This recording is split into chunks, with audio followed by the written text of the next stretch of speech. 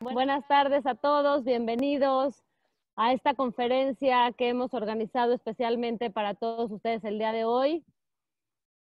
Hoy, un día tan importante para el mundo, el Día de la Tierra, los invito a reflexionar lo siguiente. Aprovechando estos momentos de crecimiento y de introspección, los invito a cuestionarnos dónde estamos ahora y hacia dónde queremos ir en el futuro. Desde hace años, en Keren Kayemet Le Israel, hemos hecho una alianza entre México e Israel, desarrollando proyectos innovadores que han ayudado a mejorar el medio ambiente, tanto en México, en Israel y en el mundo. Hemos ayudado a diferentes comunidades a hacerlas sostenibles, como es el caso de los olivos en Ixmiquilpan. Hoy hemos puesto una pausa en nuestra vida y el mundo ha tomado un descanso. Así que les pregunto, ¿somos parte del problema o somos parte de la solución? Ahora más que nunca tenemos una oportunidad que no habíamos tenido en años. Un nuevo amanecer cada día para mantener saludable al medio ambiente. Es por esto que justo ahora no debemos de parar de ayudar al planeta. Te invitamos a ser parte de la solución, sumándote a nuestra causa, a nuestra campaña de donadora. Con lo recaudado podremos juntos seguir haciendo la diferencia. ¿Qué mundo queremos dejarle a nuestros hijos? Playas limpias, aire fresco, peces en el mar, cerca de la costa. Si realmente amas al mundo, te invitamos a sumarte a un propósito más poderoso que nosotros mismos. Súmate a nuestra causa y cambiemos el mundo. Bienvenidos todos. Quiero agradecerle infinitamente a Quique por sumarse, por ser parte de esta causa más grande. Él ya nos compartirá realmente su historia, que es maravillosa, un maravilloso ser humano, increíble, Quique, lo que haces por el mundo. Gracias por sumarte, por estar aquí. Gracias a todos ustedes por quererlo escuchar, también por querer sumarse y por poder querer ser mejores. Y el día de hoy va a moderar nuestra conferencia Sandra Goldberg. Sandra, te presento, te quedas con el micrófono, les dirá exactamente cómo será esta conferencia el día de hoy. Muchísimas gracias a todos, bienvenidos y listos para comenzar. Hola a todos, espero que estén pasando un gran día en este día que es el Día Internacional de la Tierra. Hemos preparado toda una serie de conferencias con el único objetivo de transmitirles contenido de valor que esperamos que les sea de gran utilidad. Queremos agradecer a Quique y a todos nuestros ponentes por haberse sumado a la causa. Sin ellos, esto no sería posible. Les voy a platicar un poquito acerca de quién es Quique. Quique es amante de los tlacoyos y promotor de la alimentación basada en la milpa, creador del Bonito Tianguis, un mercado integrado por productores locales de la Ciudad de México con 8 años de experiencia, donde la gente de la ciudad conoce a la gente del campo. También es creador del canal de YouTube Un Mundo Más Mejor. Quique propone que podemos cambiar el mundo desde nuestros hábitos de consumo. Nos dice que lo que pones en tu plato para comer es un voto por lo que quieres para el planeta de tus hijos. El poder está en ti. Antes de dar inicio a la plática, les comento cómo va a funcionar la dinámica. Durante la charla de Quique, el chat está activado para que ustedes hagan todas las preguntas y comentarios que deseen hacerle y al final de la conferencia se las vamos a hacer a Quique para que amablemente les responda. Podrán escribir sus preguntas, comentarios o todo lo que deseen comunicar. Muchísimas gracias. Queda con ustedes Quique Quelite.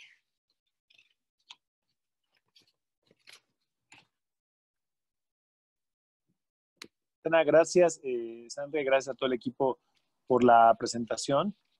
Hoy en el Día Mundial de la Tierra, con un evento como la pandemia que tenemos ahora, justamente yo creo que tenemos una gran oportunidad de replantear no cuándo vamos a regresar, sino cómo es que vamos a regresar a la normalidad. Ahí está la presentación justamente. Lo que están viendo ahí es la Ciudad de México hasta hace unos 50, 60 años. Esa era una ciudad llena de verde, con agua limpia, agua pura, con seguridad, con gente que tenía acceso a alimentos sanos, frescos, sin empaques, completamente nutritivos, donde había peces, donde había vida silvestre por todos lados. Y básicamente eso es lo que estamos buscando ahora nosotros desde lo que nos estamos viviendo, ¿no? Con la pandemia del COVID es importante y nos está poniendo una pregunta en el centro de la discusión. ¿Qué es más importante, la salud de la humanidad o la salud de un planeta? Si creemos que el problema del COVID y económicamente es grande, lo que viene, o sea, esto es como el parcial, el examen parcial, y el examen final básicamente es la crisis del cambio climático. O sea, lo que estamos viendo ahorita que va a suceder económicamente y ambientalmente y socialmente es nada comparado a lo que ya ha venido sucediendo desde hace 20, 25 años con los temas del cambio climático, los desplazamientos, las migraciones, los cambios en la Tierra. Y eso es a donde tenemos que empezar a ver justamente. Y lo que voy a tratar de hablar en estos minutos es de qué tiene que ver la alimentación con todo esto. ¿Le podemos dar a la que sigue? Ese es el sistema de alimentación de México. Ahorita, mientras todos nosotros estamos en nuestra casa cumpliendo el hashtag Yo me quedo en casa, hay muchos campesinos que sí o sí tienen que salir ahorita a sembrar el maíz. De no hacerlo, para septiembre no tendremos elotes. Les voy a explicar por qué. El maíz se siembra a mediados de marzo o a principios de abril para que esté listo para las fiestas patrias de septiembre. Es chistoso que en nuestro país coincida, el principal alimento coincida con la fiesta nacional. Para que haya esquites, para que haya tamales de elote, tiene que haber maíces tiernos. Entonces, en el ciclo del maíz, el maíz se siembra en estas fechas, crece a lo largo de mayo, junio, julio, agosto, con los meses de lluvias, septiembre, y es cuando se cortan los elotes, la época de los elotes. Hay un rito para sembrar y hay un rito para cosechar. Entonces, esto que estamos viendo en esta presentación es el sistema tradicional de milpa. Así es como se alimentó este país durante toda la vida y sigue haciéndolo hasta estos tiempos, ¿no? Como podemos ver ahí está el maíz como planta principal y alrededor de ellos, que es lo que no tienen otros países latinoamericanos, es que México siembra milpa.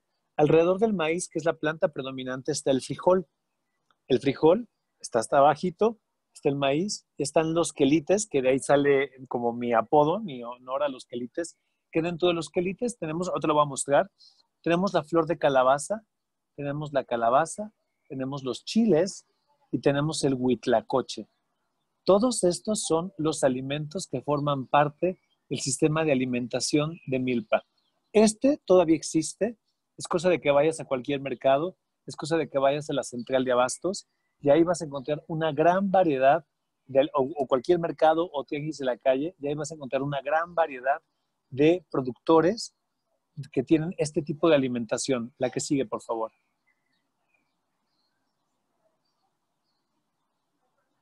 Ahí estamos viendo la gran variedad de maíces que tenemos. México es el centro de origen del maíz. ¿Eso cómo se sabe? De las 220 especies que hay de maíz a nivel mundial, 60 se han encontrado en México. Sobre todo desde Puebla hacia abajo, si hiciéramos una línea de Puebla hasta Michoacán, y desde Jalisco y Puebla y empezáramos a bajar, hay una gran variedad de maíces y hay cuevas, por ejemplo, en el Valle de Tehuacán, donde se han encontrado granos de maíz como los que hoy conocemos secos, con 10,000 años de existencia, por ejemplo. Son los datos más antiguos. Por eso se asume al país como el centro de origen. Esto quiere decir que de aquí sale la planta y de ahí se va cruzando. El maíz como lo conocemos ahora no es, el maíz no es como fue en un inicio. Antes era muy chiquito y se llamaba teocintle y se fue cruzando hasta llegar a estos tamaños y colores que tenemos ahora. La que sigue. Y ahí podemos empezar a ver la gran variedad de alimentos que naturalmente se producen y se generan en nuestro país. Cualquier pueblo, desde Tijuana hasta Tapachula, básicamente produce esto. De hecho, por ejemplo, una amiga mía que vive en Chicago me contaba que un día ella es mexicana, se fue a vivir allá, extrañaba mucho la comida tradicional porque allá evidentemente no encuentras la gran variedad de alimentos. Y se dio cuenta que en el verano, con las primeras lluvias, había verdolagas en los camellones, por ejemplo, de su cuadra, ¿no? Entonces, seguramente gran parte de la nutrición, no solo de Mesoamérica, sino de Aridamérica, que era como del centro de México hacia arriba, también estaba basada en este sistema de alimentación. Ahí podemos ver los frijoles, ahí están los guanzontles, las verdolagas, los quelites, las calabazas. La que sigue, por favor. Todos estos son un sistema completo y redondo. Las habas, los rábanos del pozole, los chiles y el maguey y el nopal siempre están junto a la milpa. Todo este sistema que te estoy mostrando, la que sigue, es un sistema de alimentación redondo. Es un sistema donde todo lo que está creciendo confabula a favor de todas las plantas. Lo que necesita el maíz se lo dan los frijoles, lo que necesitan los frijoles se lo dan los quelites, lo que necesitan los quelites se lo da la calabaza y así. Y de estas plantas que sumamos, que es el maguey y el nopal, sacamos estos subproductos, que es el ixtle, que es con las esponjas de jabón con la que yo me baño, la escobilla, que es la esponja con la que yo lavo y limpio los platos, perdón, las pepitas, que es una botana muy rica, las tortillas, el pulque, la que sigue. Y todo esto va haciendo que tengamos un sistema redondo. Cuando hace calor, la tierra nos manda tunas, por ejemplo, en las partes semidesérticas, como es aquí el Valle de la Ciudad de México, Teotihuacán. Cuando hace calor, nos mandan las papayas, las piñas, que también son frutas de la región. O sea, la papaya y la piña son frutas que surgieron de estas tierras. El choconostle, el amaranto, los quelites ya cocidos, la flor de calabaza, la que sigue. Y así es como nos hemos podido alimentar. Entonces, estamos en una guerra en la que tenemos que reflexionar. Estamos produciendo en la Ciudad de México 13,000 toneladas de basura al día. La Ciudad de México, como lo vamos a ver más adelante, es una ciudad completamente rica, llena de recursos, y estamos mal alimentados y estamos gordos y estamos obesos. Y eso tiene muchísimo que ver con la cantidad de cosas que estamos empezando a gastar por no fijarnos en lo más sencillo. ¿Le podemos dar a la que sigue? Y ahí va como mi teoría de por qué estamos pues en guerra con el mundo, en guerra entre nosotros. Cuando Estados Unidos gana la Segunda Guerra Mundial y activa el Plan Marshall, el plan de reconstrucción de Europa, Estados Unidos se vuelve el ejemplo y la potencia a seguir, no solo él como país, sino también su cultura, su idioma y su estereotipo de belleza, la que sigue. En las pantallas de todas las jóvenes televisiones mexicanas, como la que tenía mi mamá aquí en San Pedro de los Pinos, empezaron a aparecer este tipo de rostros en la televisión.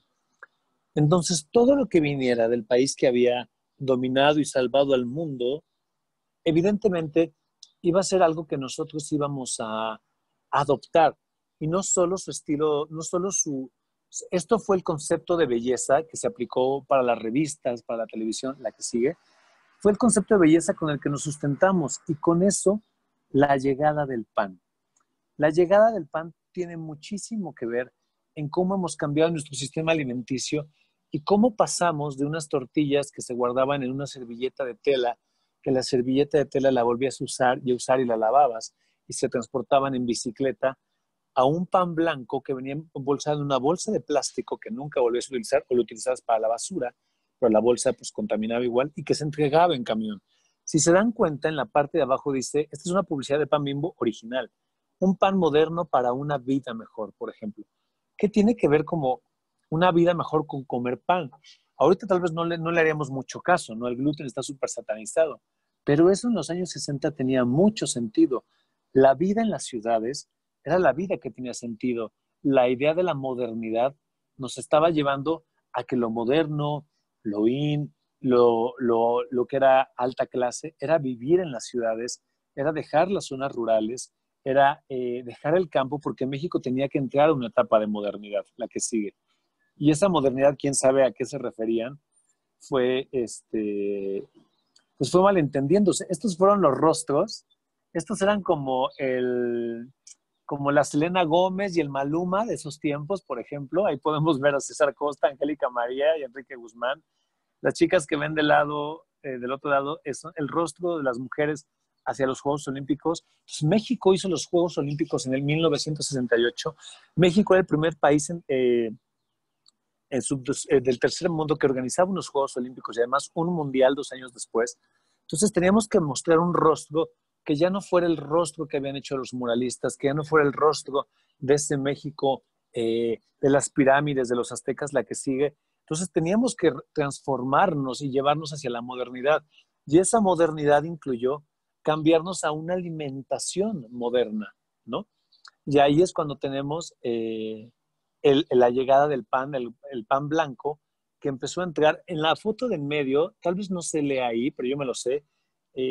Pan Bimbo en su publicidad hablaba de que el pan era un pan completamente industrializado, que era un pan con los mejores ingredientes, que era fresco, y sobre todo que ninguna mano humana había intervenido en su proceso, que era 100% de fábrica.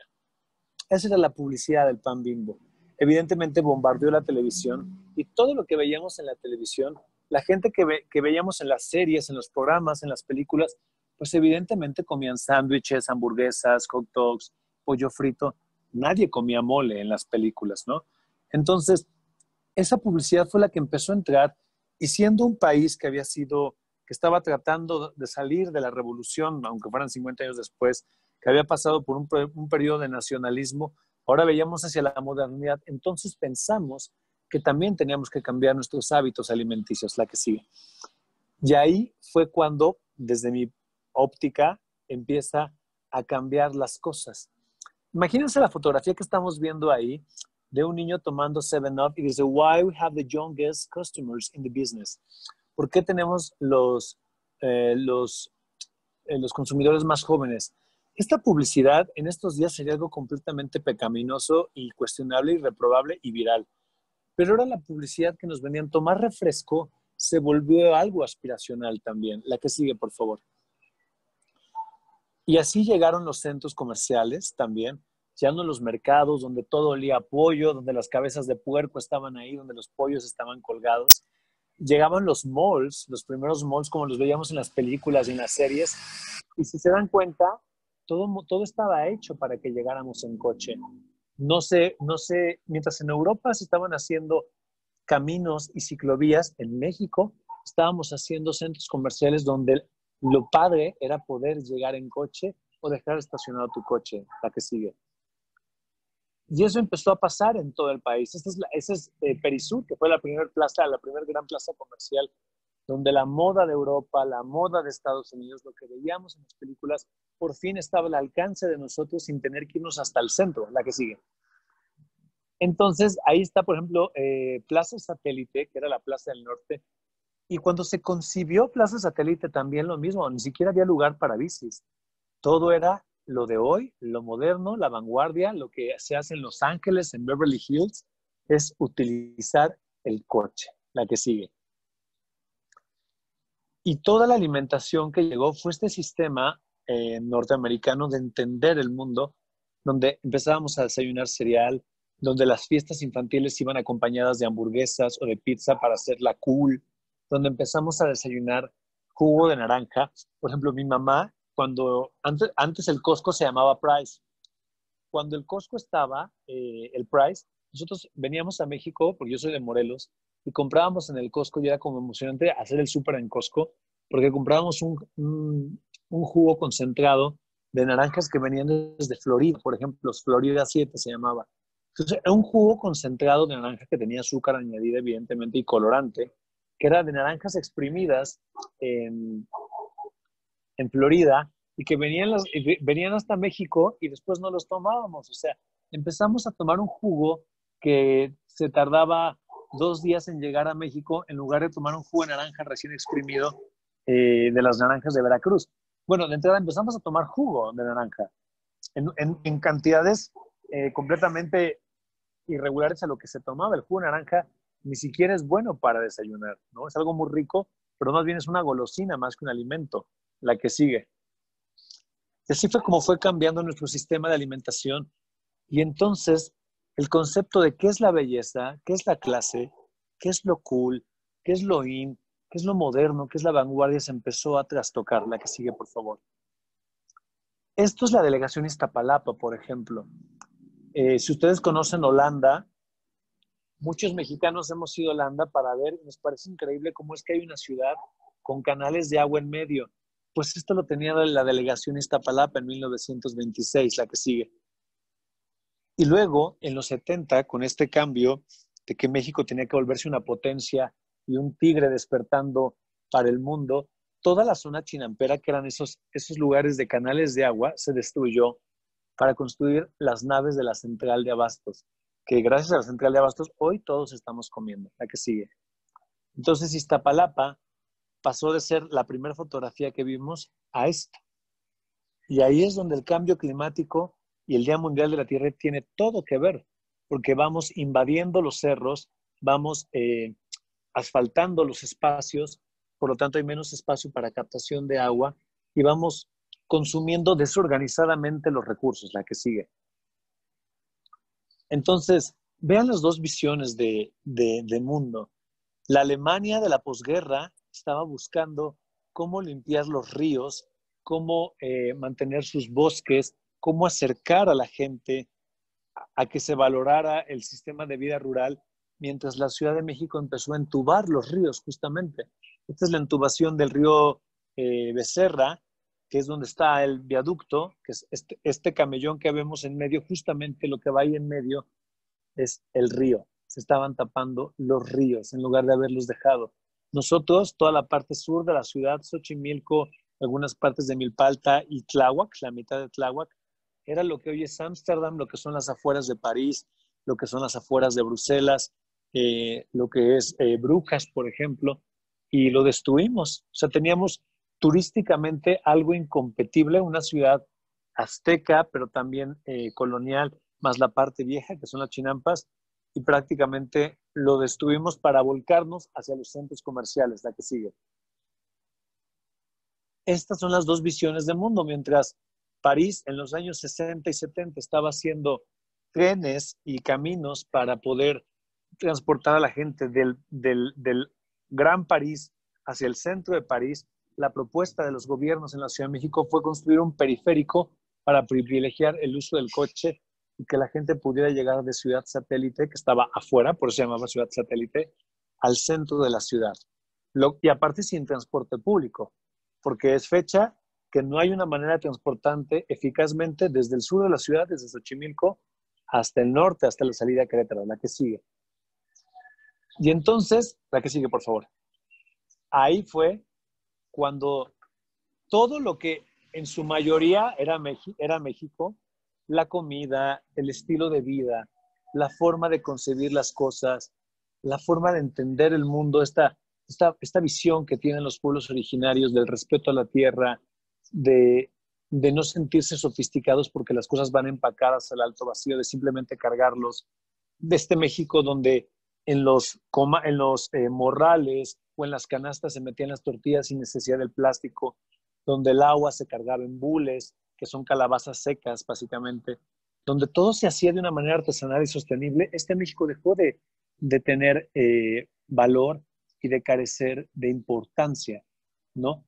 Y entonces cuando llegaron el jamón en plástico, cuando llegó el pan envuelto en plástico, cuando llegaron las galletas, los dulces, los cereales y todo este sistema de alimentación que venía de Norteamérica, pues nos quedamos asombrados porque si esa cultura es la que había logrado salvar al mundo, esa cultura es la que había llevado al hombre a la luna, pues entonces todo lo que decía esa cultura es hacia donde teníamos que ir. Evidentemente, durante los años 60 y 70 es cuando se da la mayor migración hacia los Estados Unidos, desde los estados del centro del país. Y entonces la gente que se va al otro lado empieza a mandar fotografías, estilo de vida donde tienen casas, tienen coches grandes, donde tienen camionetas. Entonces, copiamos el sistema gringo, pero teniendo ciudades que ya llevaban mucho tiempo de estar construidas, a diferencia de Estados Unidos, que lleva poco tiempo, es un país muy, muy joven. La que sigue, por favor. Entonces, el tema es cómo es que hemos llegado a que en México, el 20 de abril, hace 5 días, fue el año más violento de este año.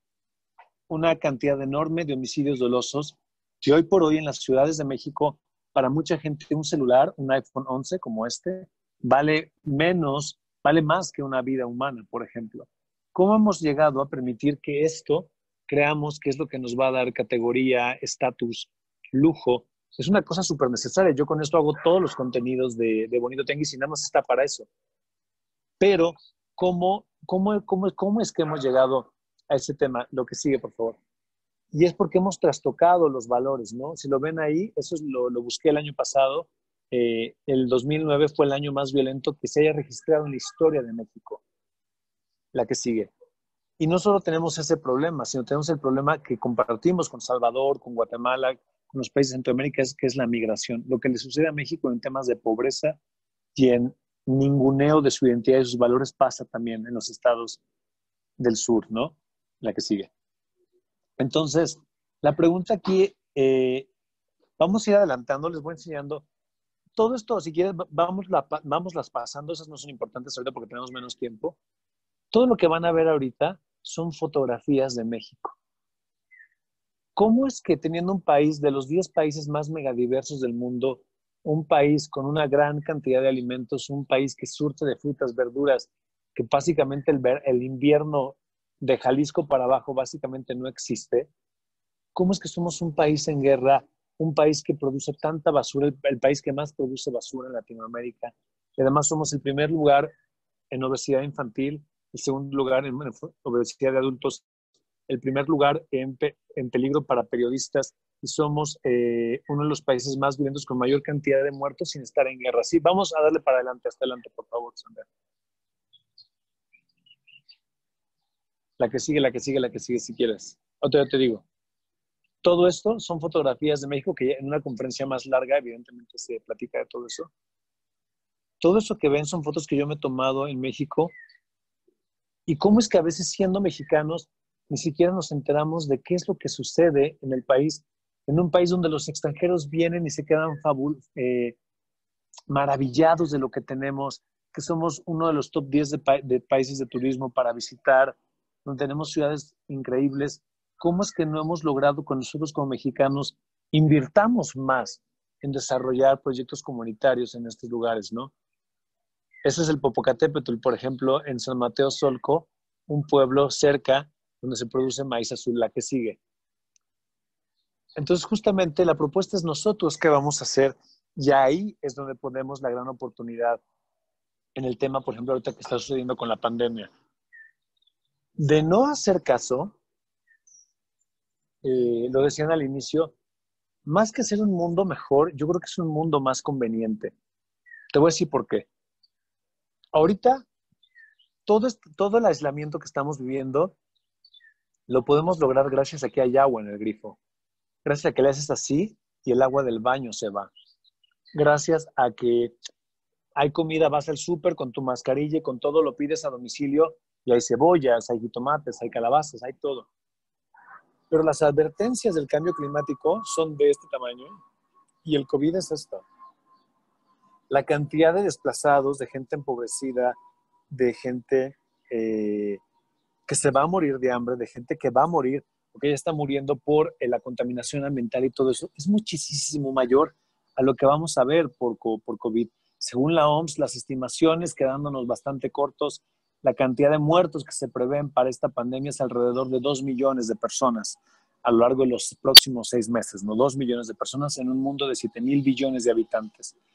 Pues la cantidad que muere al año la gente por desnutrición, por cambio climático, por desplazamiento, por guerras, por hambruna, como pasa en muchos lugares de África, por el cambio climático también, pues es muchísimo mayor. Las consecuencias económicas ya están, solo que ahora los muertos en la pandemia sí puede ser tu abuela, tu tío o tú mismo. O sea, así es como lo vimos que entró por China y luego llega a Europa y vemos a Italia rebasado, entonces se vuelve algo completamente mediático. Vamos a ver lo que va a pasar en 2 meses en África, que también va a ser un desastre total, pero ahí pareciera como que los muertos cuentan menos cuando cuentan igual.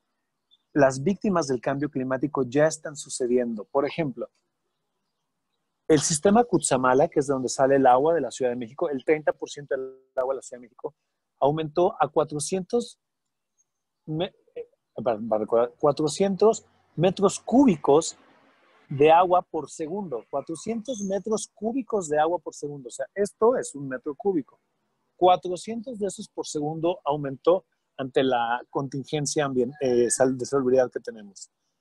Toda esa agua que nos están mandando desde el Estado de México y de parte de Michoacán se tiene que recuperar. Y la única forma que toda esta agua que se recupere es lloviendo. Y la única forma en que las lluvias estén en tiempo y forma para que haya agua para que te laves los dientes, para que haya agua para que tengas un jitomate, para que haya agua para que la alberca en el club esté lista, la única forma de que eso, exactamente, vamos a la que sigue, es mitigar el cambio climático. Entonces aquí justamente la propuesta es pasar de lo más fácil a lo más difícil. Lo más fácil es quedarnos en la crítica, justamente, ¿no? Es que el gobierno no hace lo suficiente. Este sexenio se ha caracterizado por romper o traicionar esta visión que teníamos con la Cuarta Transformación de que iba a haber muchísimo apoyo hacia el medio ambiente. Al contrario, los presupuestos para los programas de áreas naturales protegidas, de la Comisión Nacional de la Biodiversidad, los programas para los parques nacionales, para los cuidaparques, se han reducido. Pero bueno, ese es el tema, es un tema de gobierno. La pregunta es, ¿qué vamos a hacer nosotros en esta pandemia? ¿Y qué vamos a hacer para prepararnos para la siguiente tragedia que ya está sucediendo? Entonces, le damos a la que sigue, por favor. Vamos a darle hasta la que sigue, por favor. Seguimos. Ya está, ahí nos quedamos. Justo ahí. ¿Podemos dar la previa, por favor, a los tlacoyos? Entonces, cuando nosotros invertimos en proyectos sostenibles que tienen que ver con la siembra tradicional de alimentos en milpa, estamos invirtiendo en gente que está cuidando la tierra, que no está utilizando pesticidas, que no está utilizando químicos o no los utiliza en la misma cantidad de manera. Esos químicos terminan en los mantos acuíferos, que es donde estamos tomando el agua que toman tus hijos, ¿no? Cuando invertimos en siembras de maíces redondas, donde integran la milpa, donde se apoya y se le paga más al productor, estamos invirtiendo en el cuidado de la tierra. Y todos dependemos de la humedad, de la poca erosión y de la frescura de la tierra. Te voy a explicar por qué. Así que vamos a darle la que sigue. Y todas las fotos de lo que vas a ver aquí, que es de lo que ya hablo en mis redes sociales, todas estas bebidas, por ejemplo, estas bebidas de maíz y de cacao que se dan en todo el país, se sirven en jícara. Son bebidas que son súper nutritivas y refrescantes, están endulzadas o con piloncillo o a veces con frutas. Son igual de buenas que un Gatorade, son igual de isotónicas y además su empaque sí se biodegrada, es una jícara y la jícara pues se biodegrada. Los frijoles son una gran forma de obtener proteína al combinarla con maíz o solos, sin necesidad de comer carne. Y tenemos una gran variedad de frijoles, desde chiquititos hasta grandotes, la que sigue. Entonces, en la Ciudad de México se produce amaranto, por ejemplo. Tú dime, una barrita de amaranto con piloncillo como la que se ha comido desde toda la historia en este país, desde la conquista, con la llegada de los ingenios azucareros. Un atole de maíz nixtamalizado, que es lo que tomaban nuestros bisabuelos o nuestras abuelas para amamantar, por ejemplo, pues tiene grandes propiedades alimenticias y además todo se produce aquí. Entonces, hablando del cambio climático, ¿vale la pena traer quinoa desde Perú o desde Bolivia cuando en la delegación Tláhuac, que está a 20 kilómetros de aquí, se produce amaranto y tiene básicamente los mismos funcionamientos? Y además el amaranto es el cereal que más proteína tiene y que es mejor asimilado por el organismo del humano. Eso lo supe en la presentación de la Fundación Herdes sobre el libro del amaranto, la que sigue. Entonces aquí ya estamos hablando de temas ambientales, por ejemplo. Los atoles, las tlayudas, los chapulines, que la producción de insectos en sistemas como de granjas, en un metro cúbico produces la proteína para 20 personas, cuando en un metro cúbico no produce la proteína para 20 personas que tendrías que necesitar con res o con cerdo o con pollo. Entonces, los insectos que se consumen Muchos aquí en la Ciudad de México y en Oaxaca son una gran esperanza para producir alimentación y suplementos nutritivos sin impacto, porque además los insectos no necesitan agua, no necesitan espacio, y también todos sus desechos, hasta ellos, los desechos de ellos mismos, todo es composteable en pequeños espacios, la que sigue. Entonces, en nuestra alimentación ya lo teníamos todo. El pozol es una bebida del sur del país que se utiliza para refrescar, es maíz hervido con cacao, justamente. Entonces, tienes una bebida que tiene todos los minerales y las sales que necesitas y que se sirve en jícaras, la que sigue. Somos centro de origen del chocolate, somos el lugar que inventó el mole, lo cual la gastronomía mexicana también es patrimonio de la humanidad, la que sigue. Y eso es México. Cuando yo hablo de jícaras, ahí donde dice guajes, hablo de eso. Esas son las jícaras que se dan en todo el país. Yo las he visto en Chihuahua, en la Sierra Tarahumara, hasta Chiapas se dan los guajes. Todo eso es lo que producimos y hacemos en el país. La que sigue. Sí, voy súper bien en tiempo. Y eso es justo lo que hay detrás cuando trabajas con los productores directos. La gente que siembra, y cuando tú le compras a la gente que siembra, ellos están cuidando el entorno en el que siembran, porque si eso desaparece su sistema de vida y su sustento. Eso es lo que los supermercados vienen a romper. Cuando tú vas y pides tu súper a domicilio, o cuando tú vas y compras en el supermercado, a la tienda y al supermercado no le importa el entorno de donde viene ese jitomate. No le importa, lo que le importa es que tú compres el jitomate y él se lleve su margen de ganancia. Pero al que produce el jitomate sí le importa su invernadero. Sí le importa que los árboles de alrededor se mantengan, porque eso es lo que hace que se rompan los vientos, por ejemplo. Eso es lo que hace que se mantenga mayor calor y que haya menos frío para que las cosechas no se echen a perder. En el caso, por ejemplo, del café o de otros cultivos, los árboles, cuando se hace un sistema agroecológico donde hay café, plátano, macadamia, naranjos en el café, los árboles de arriba, en caso de granizo, impidan que la fruta del grano del café, la bayita del café se caiga, por ejemplo. Entonces, todo ese tipo de cosas, a la gente que produce directamente o que está relacionada mucho más cercano con el productor, es que hace que se importe el entorno. O sea, al Soriana, al Walmart, le da lo mismo de dónde venga el jitomate o qué esté pasando donde se producen los jitomates. Él lo que quiere es vender jitomate para que tú encuentres toda tu despensa, más los abarrotes, más lo que la papelería, más las cremas en un mismo lugar. Pero al productor que solo vende jitomates, sí le importa qué está pasando en el lugar donde se producen los jitomates, la que sigue. Y eso es lo que está detrás, justamente.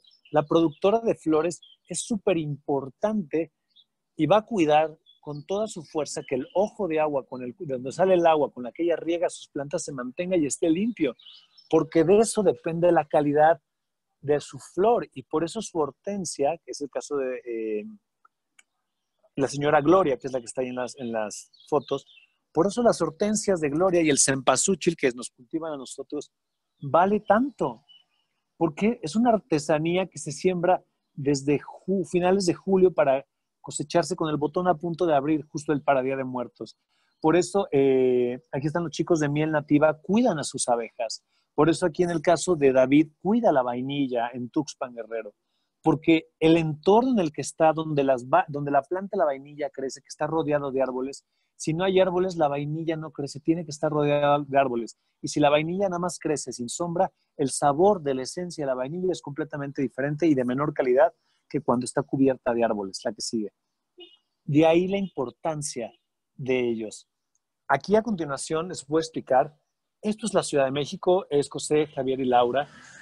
José, el que está con la gorra, es tlachiquero. Eso que ven ahí es la planta más grande del mundo, que son los magueyes. Así, lo que pasa es que ahora no los vemos tan grandes porque ya hay de hecho una extinción de magueyes, hay un problema de deforestación de magueyes.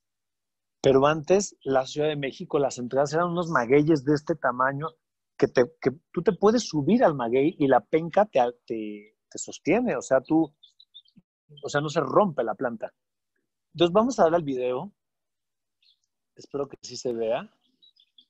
Le ponemos play.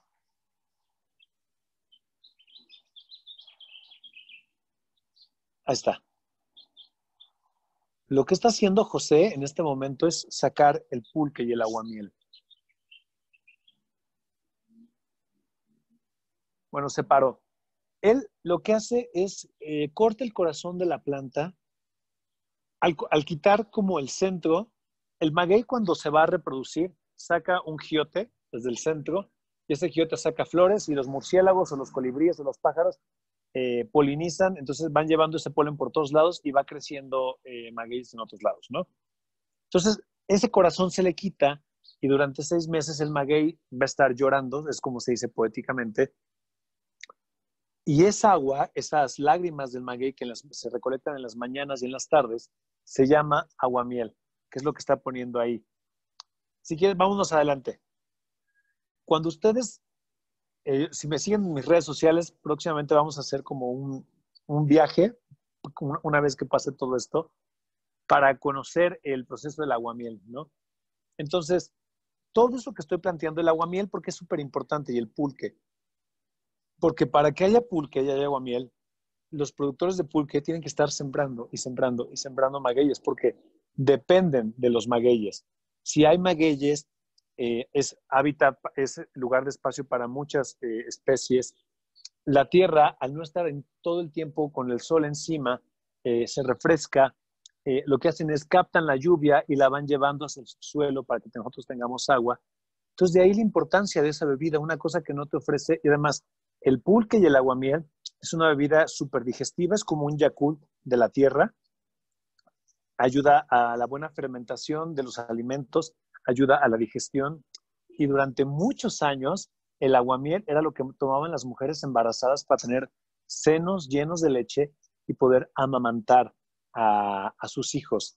Entonces, con esto estamos hablando de cambio climático directamente. En lugar de estar trayendo una fórmula de leche para que tu hijo se alimente bien, que el suero de leche, de la leche que le estás dando con la fórmula de leche, tipo estas fórmulas infantiles que vienen desde Nueva Zelanda para acá, en lugar de esto, la Ciudad de México te ofrece un suplemento alimenticio para que cuando estés embarazada tú puedas, ayuda al cuerpo a que tú tengas leche suficiente para amamantar y que no estés gastando en fórmulas. Y sabemos que la lactancia es lo mejor que le puedes hacer a tu hijo para que no tenga que necesitar antibióticos, para que crezca sano, fuerte, inteligente. O sea, la propia tierra aquí, en cualquier lado, siempre es un maguey y se da. Te está dando la solución a los problemas. Si quieres comer, en lugar, si haces ejercicio y haces mucho CrossFit y quieres ponerte muy buenote, pues lo único que tienes que hacer es comer frijoles o garbanzos o lentejas o chícharos que se producen en las milpas. Entonces, la solución está muy sencilla. En lugar de estar trayendo proteínas de suero de leche que vienen desde muy lejos, yo tomo una proteína basada en insectos que viene desde Cuernavaca, que aporta más proteína que la de los insectos y que igual beneficia, ¿no? Y además tiene omegas, tiene grasas buenas, no tiene carbohidratos, no tiene endulzantes, no tiene apelmazantes, no tiene colorantes, no tiene nada de eso, ¿no? Entonces, esa es lo que estamos tratando de hacer en Bonito Tianguis, y que nos quedamos ahí. Estamos buscando justamente hacer la patria, pero llevarla, sigamos, eh, que la gente en los eventos entienda cómo se produce la comida para que puedan valorar lo que se está haciendo y que entiendan la relación entre cambio climático, sostenibilidad y lo que como todos los días. Si yo, si yo como carne, todos los días carne, algo pasa en el mundo, aunque yo no lo sepa. Si quieres, exactamente, lo podemos dejar ahí. Ahí está. Gracias. Si yo como maíz, tortillas, frijoles, quelites, calabazas, y se lo compro a los productores directo, o lo compro en mercados donde están las señoras raspando los nopales, o empiezo a comer menos carne, justamente estoy beneficiando eso. Sabemos que la carne es gran parte del tema del cambio climático. Pensamos, no, pero es que nos tenemos que nutrir bien. Pues, ¿cómo crees que se hizo Xochimilco? ¿Cómo se hizo Teotihuacán? ¿Cómo se hizo Cuicuilco? ¿Cómo se hizo Chichén Itzá? A base de maíz, quelites y frijoles y chiles. Así fue como se construyó este país. Y la abundancia de alimentos que hoy tenemos, con la gran variedad de comida, con el acceso a la carne, 24 horas en los supermercados, al jamón, a los quesos. Esto es algo nuevo. La gente que está moderando esta charla, Sandra lo sabe, pues cuando eras niño, este rollo de que hubiera tal facilidad hacia al acceso a alimentos, pues no era así. Mis abuelos, a veces tenías que salir a ordeñar la vaca, entonces si no lo hacías, pues no había leche simplemente, y no la podías ir a comprar porque no estaba empacada. Tenías que hacer toda una chamba de unos 40 minutos para poder tú ordeñar, ¿no? Y bueno, hablemos del queso. ¿Cuánta leche tenías que producir para que pudieras tener un queso, ¿no? Bueno, ¿cuánta leche tienes que tener para poder hacer un jocoque? Muchísima.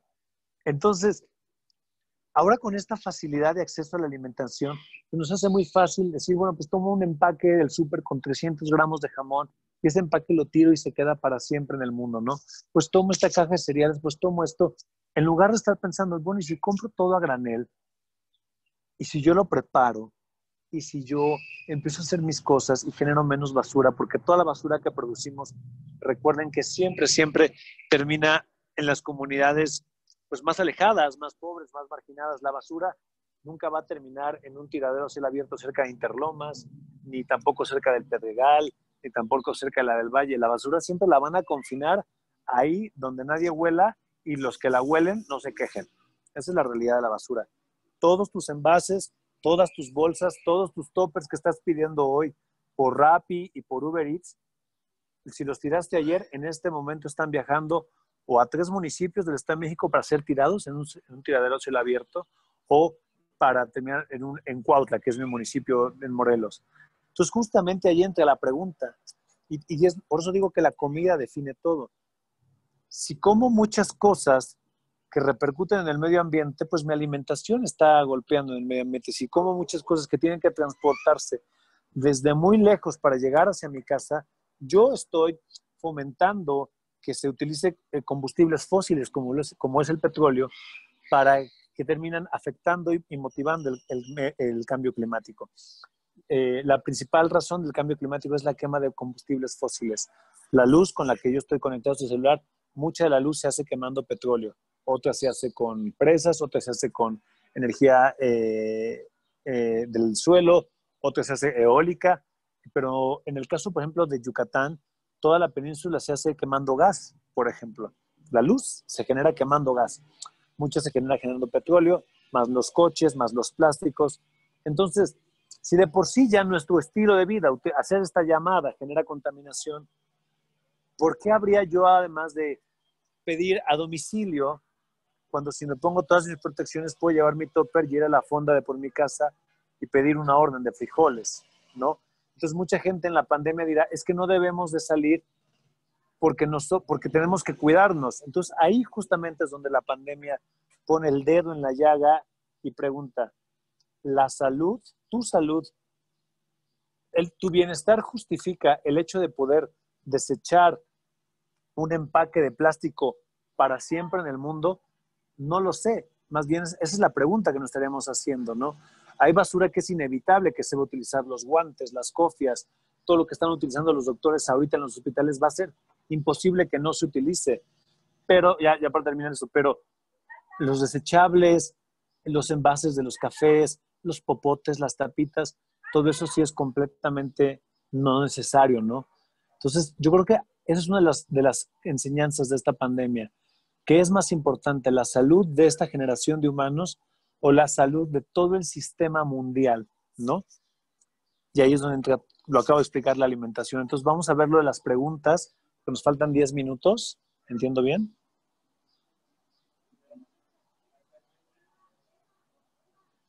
Claro que sí. Gracias, Quique. Una plática muy interesante, muy ilustrativa e enriquecedora. Antes de iniciar con las preguntas, quiero invitarlos nuevamente a ser parte de esta gran familia de Keren Kayemet, del Fondo Nacional Judío, sumarse a nuestra causa. Hoy más que nunca, y como Quique ya lo dijo, el mundo necesita de todos nosotros. Sí. Y tu donativo puede hacer la diferencia. Empezamos con los comentarios. Raquel nos comenta que qué tristeza, todos somos seres humanos y todos somos iguales.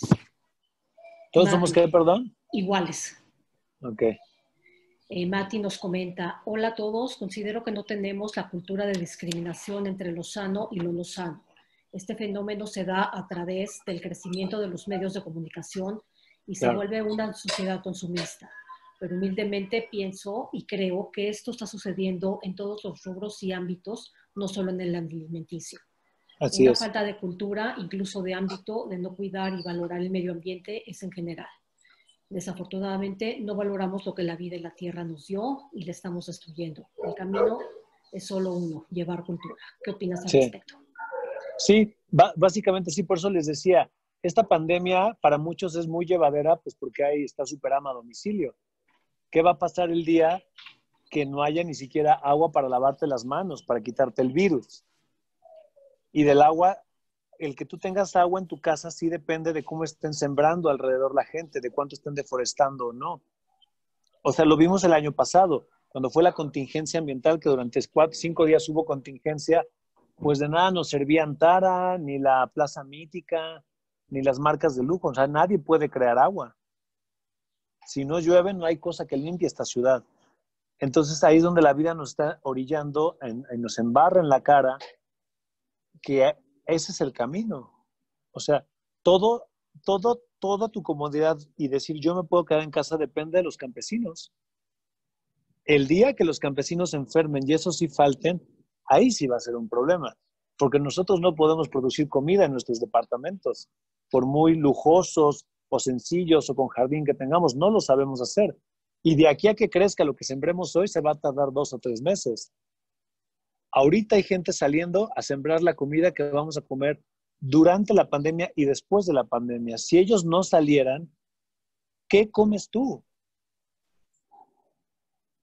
También nos preguntan qué pasa con la nueva modalidad de alimentos de soya. Yo creo, la soya en gran parte, Argentina es un gran surtidor de soya. Las pampas argentinas, que son estos terrenos planos, están produciendo muchísima soya, lo sé, bueno, porque he leído los almanaques mundiales de alimentación, y cuando fui a Panamá nos contaban cómo gran parte de lo que se transporta en uno de estos barcos eran justamente granos, ¿no? Maíz y soya. Entonces, yo no creo que la soya, lo mismo, si tenemos los quelites y los frijoles y las lentejas, ¿por qué estaríamos buscando la soya? La soya viene desde Argentina, los quelites vienen de cualquier pueblo alrededor de la Ciudad de México y aportan más, son más sostenibles, no se tienen que crear en barco, pues, ¿sabes? Entonces, yo optaría más por los frijoles, los garbanzos y las lentejas. También nos preguntan por qué no se hace intensivo el tener mini huertos en casa. Yo, a ver, lo voy a decir completamente. El aislamiento con la pandemia está funcionando porque es muy probable o porque nos han infundido el miedo de que algún muerto puede suceder en tu familia. Hasta que no veamos frente a nuestras narices la hambruna y la crisis de los alimentos, no lo vamos a empezar a hacer. El ser humano sí reaccionamos a través de miedo. Entonces, hasta que no veamos la hambruna frente a nosotros y la desesperación, es que vamos a reconocer el tiempo que perdimos de no aprender a producir parte de nuestros alimentos. Tiene que haber una crisis y la va a haber en el 2030, es la fecha límite en el programa de Naciones Unidas para el Medio Ambiente, donde la escasez de alimentos va a empezar a estar. Y ahí sí va a ser mucho más dura la crisis y el desempleo y todo, ¿no? Por eso decía que eso del COVID me parece que en términos de enseñanza, si lo queremos ver desde la parte holística, es el examen parcial. El examen final viene en 10 años y va a durar más que la pandemia. Claro. ¿Nos puedes platicar un poco sobre lo que haces en el bonito tianguis y para los que vivimos en la Ciudad de México, cómo podemos asegurarnos de estar comprando directamente al productor y que los productos que estamos comprando no sean importados y vengan desde lejos? Mira, bueno, ¿qué hacemos en Bonito Tianguis? Lo que hacemos nosotros es organizamos ferias gastronómicas cada 2 meses con una temática en especial. Puede ser la Feria del Pan de Muerto, la Feria de la Rosca de Reyes y los Tamales, la Feria de los Tamales, la Feria de los productos hechos en las selvas del país, la Feria del Maíz, la Feria de los Chiles. Y recientemente el evento que cancelamos dada la pandemia fue el evento de los insectos comestibles. Lo que haces es que llegas ahí y encuentras una variedad de productores o del primer revendedor que te presentan cosas con esa temática y te puedes surtir de verduras, frutas, hortalizas, germinados, huevo, miel, muchísimas cosas, ¿no? ¿Cómo puedo saber? Eso pueden buscar en redes @bonitotianguis y cuando ya tengamos permiso de hacer eventos, pues ahí nos verán en redes. ¿Cómo podemos saber que lo que estamos comprando sí es? Pues te das cuenta, o sea, por el olor, la frescura, el precio y, por ejemplo, pues si ves kiwis, pues no son de aquí. Así de sencillo, ¿no? Yo que no sepa, nadie hace kiwi aquí. Te das cuenta, si ves un plátano morado, pues es orgánico, básicamente, porque el plátano comercial siempre es amarillo. Si ves una zanahoria blanca, es orgánica, porque la zanahoria que se produce, que es solo una variedad, es la que es naranja y que es grandota. Si ves una manzana que es una chiquita, una grande, una medio chipotuda, una medio podrida, y no es roja entera, pues es la manzana mexicana. O la manzana de Chihuahua, que es verde, por ejemplo, pero que también está medio accidentada. O sea, de ahí te vas dando cuenta, los alimentos orgánicos no mantienen un mismo tamaño, ni tienen la misma calidad, pero no mantienen el mismo tamaño ni el mismo color a los colores que estamos acostumbrados, ¿no?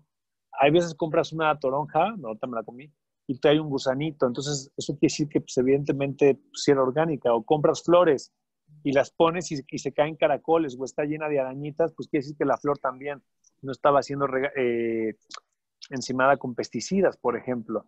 De ahí te vas dando cuenta cómo funciona el sistema orgánico y también por temporadas. Si te dicen que es un jitomate de la Ciudad de México orgánico y estamos en enero, eso es imposible, porque por los fríos, el jitomate en la Ciudad de México no se da generalmente en enero o en diciembre. Se trae de huertos orgánicos que vienen de Morelos, de la zona sur, Cuernavaca, Cojutla, donde sí hay más calor. Pero acá arriba el jitomate se da a partir de marzo y se da 3 veces, junio, julio, septiembre, diciembre será lo último, porque también va por estacionalidad, por ejemplo.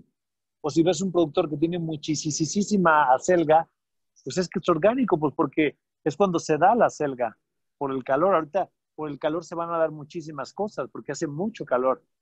Pero también si llueve demasiado, las cosas se pudren. Entonces, hay que tener curiosidad y aprender a entender los ciclos de la naturaleza para ir siendo muy quisquilloso en descubrir qué sí es y qué no es. Quique, nos preguntan también que por qué no prevenir con información a través de la cultura a que las personas entiendan este fenómeno y no esperar a que la crisis de hambruna explote. Pues ya está. Yo creo que siempre se nos ha advertido desde los años 70. Rachel Carson fue como la primera ambientalista que cuando se dio cuenta en estos grandes campos del centro de Estados Unidos que los fumigaban, los campos de maíz y los campos de trigo, ¿no? El cornflakes que se sacaba de la harina de maíz, de ahí salía. Entonces empezó ella a ver cómo había una relación entre la fumigación por parte como de avionetas y los pájaros. Los pájaros empezaron a desaparecer cuando ella de niña veía muchos pájaros. Y ella fue de las primeras en empezar a denunciar este tema de intervenir químicamente la tierra tiene consecuencias, tal vez no en el instante, y se ha venido diciendo se creó Greenpeace, se creó el Fondo Mundial para las vidas silvestre, está One Earth, el Día Mundial de la Tierra, está el Programa de las Naciones Unidas para el Medio Ambiente. Yo creo que la información ya está. Aquí el tema es si tú estás dispuesto a renunciar a tu comodidad. Ese es el verdadero tema. Ya sabemos que el unicel no se biodegrada. La pregunta es, ¿por qué cuando vas a Starbucks no llevas tu termo? ¿Qué más necesitas que te digan? Yo preguntaría, pues nada, ya sabemos que ese plástico y ese popote se van a quedar siempre en una comunidad pobre donde va a oler la basura. ¿Qué necesitas? Yo ahorita, estas 2 semanas, arriba en la parte de la oficina, yo hablo mucho y ni composta tengo, por ejemplo, ¿no? Entonces también ahí soy bastante incongruente. Vamos a poner la composta, se va a poner el huerto, y es decir, y luego vienen los baños secos. Yo voy a tener un baño seco dentro de mi casa. Ahorita lo iba a comprar, pero pues con todo lo que ha venido de la crisis, pues ya no. O sea, para que tú hagas popó, en mi departamento le pongas paja y todo eso se mete en una cubeta y esa cubeta se va a hacer el abono de las hortalizas que yo me como. O sea, si vamos a hablar de ecología profunda, tenemos que hablar de los desechos de la pipí y de la popó y cómo los estamos descomponiendo, porque los estamos mandando al mar y eso podría ser un gran abono en lugar de un gran desecho, ¿no? Entonces, ya la información está dicha, solo que hay que empezar a renunciar a nuestra comodidad. Por supuesto que es súper cómodo ir a Starbucks y que tenga un vaso nuevo y un popote, es comodísimo, pero va a ser muy incómodo cuando la ciudad apeste a basura, como ya pasa en la parte pegada hacia la salida a Puebla por los tiraderos. Va a ser muy incómodo cuando no te puedas bañar cuando tú quieras, porque no ahorramos agua 20 años antes y te digan, "No, esta colonia solo va a llegar agua los lunes y los jueves", como ya pasa en muchas zonas del Estado de México y de Iztapalapa. O sea, estas pequeñas comodidades que nos estamos permitiendo de no cargar el vaso, no llevar bolsa, pedir todo a domicilio, a la larga se van a transformar en incomodidades muy grandes, que tal vez no las vamos a vivir nosotros, o tal vez las vamos a vivir, en mi caso, al final en 20 años, al final o sea, en la mitad de mi vida, cosas así. Pero la realidad es que las próximas generaciones sí las van a vivir, porque los recursos sí se están acabando. Vamos por las últimas preguntas. Nos Con preguntan gusto. si sería difícil combinar la agricultura sostenible con el cuidado de los bosques. No, no es difícil. Es un sistema que se llama agroforestal. Sucede y todos los proyectos, agroforestal quiere decir todas las especies que pueden confabular a favor de todas, las siembro. Te lo explico, por ejemplo. Si tú reforestas y pones una sola especie de árboles a la hora de reforestar, así nos hizo el mundo. El mundo está rodeado de diferentes tipos de árboles y se necesitan diferentes tipos de árboles porque hay un árbol que se expande, hay otro árbol que es más hacia arriba, hay un árbol que su miel le sirve a los insectos, hay un árbol que la madera es especial para los pájaros carpinteros. Entonces tiene que haber variedad de árboles y de flora para que haya variedad de fauna.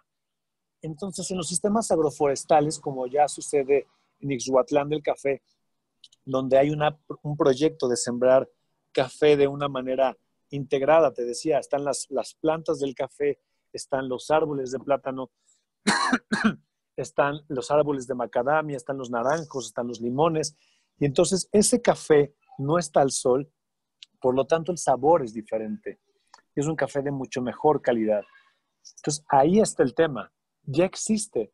Lo que necesitamos es que todos estos proyectos, a la hora que alguien llegue y te diga, a mí este es un café que no es agroforestal y este es un café que sí es agroforestal, tú inviertes y digas, yo pago por el café agroforestal. Para empezar a invertir en que más empresas se sumen a ese modelo. Si las microempresas se suman a ese modelo, las macroempresas van a tener que hacerlo. Tarde o temprano, Nestlé va a tener que entrarle a hacer cosas a favor de sus cafetales para que sea mejor el rendimiento, porque no puedes destruir las comunidades, porque si tus cafetaleros se están matando por la violencia, por la falta de agua, ya no tienes café que vender por muy transnacional que seas. Entonces todo va a depender de lo que nosotros como consumidores apoyemos. Y por último, Quique, nos preguntan si das cursos y si nos puedes recomendar mercados o tianguis donde podamos comprar directamente y regularmente a los productores. Claro que sí. Mire, cerca de, me imagino que al ser muchos de la comunidad judía, hay uno que se llama, hay un mercado que se llama, ahorita les digo, se pone en el centro comercial Interlomas, creo hay uno que se llama Mercado Interlomas, Mercadito Verde, se llama Mercadito Verde o Mercado Verde. Se pone allá con muchos productores. Está el Mercado del 100, que se pone en la colonia Roma todos los domingos. Está el Tianguis Bosque de Agua, que se pone en Coyoacán y la del Valle los domingos. Ahora, si vives hasta arriba, está Green Corner, que tiene muchos proyectos de productores que está en Contadero. Está Caipacha, que tiene muchos productores así. Y yo los invitaría realmente a la gente que vive en Interlomas, que vive en Atizapán, o sea, en toda la parte de Santa Fe, a que vayan a conocer lo que hay en los pueblos alrededor de donde están. Los mercados públicos son una gran opción, no tienes que irte a la tienda super fancy para encontrar productos orgánicos.